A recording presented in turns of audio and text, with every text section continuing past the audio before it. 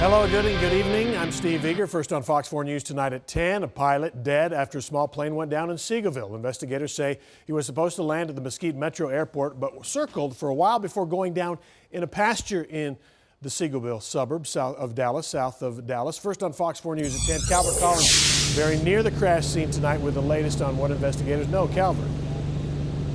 Well, we can tell you the medical examiner is now on scene here. That plane crashed about a quarter mile from where we are here in a pasture about 50 yards from the nearest home. While we understand, as you mentioned, the pilot was circling the Mesquite airport for about an hour, the FAA has not told us if that pilot made any kind of distress call prior to the crash.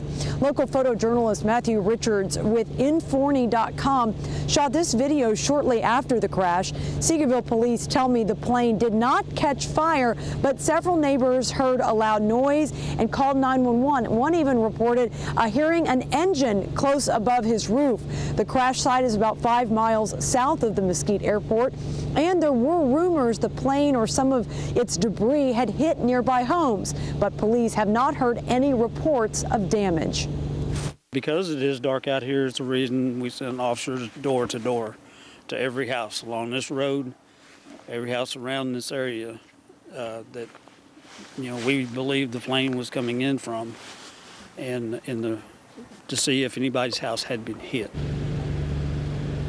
The FAA confirms the small engine plane is a beach bonanza, and there was only one person on board, the pilot, who was pronounced dead on scene. It's unknown where the plane was coming from, only that it had been trying to land for about an hour. But obviously one factor that a lot of investigators are looking at is weather. It's very dark. There are very few lights out here, and so maybe the weather and possibly the darkness could have caused the pilot some kind of confusion, and that's also making the search and recovery efforts difficult for investigators. We can tell you now the FAA is in charge of the investigation, with National Transportation Safety Board investigators arriving from Colorado tomorrow. Steve? Okay, Calvin, you talked about recovery efforts. That usually means a debris field. They have to cordon off. Is it a large area, small area, or what do we know?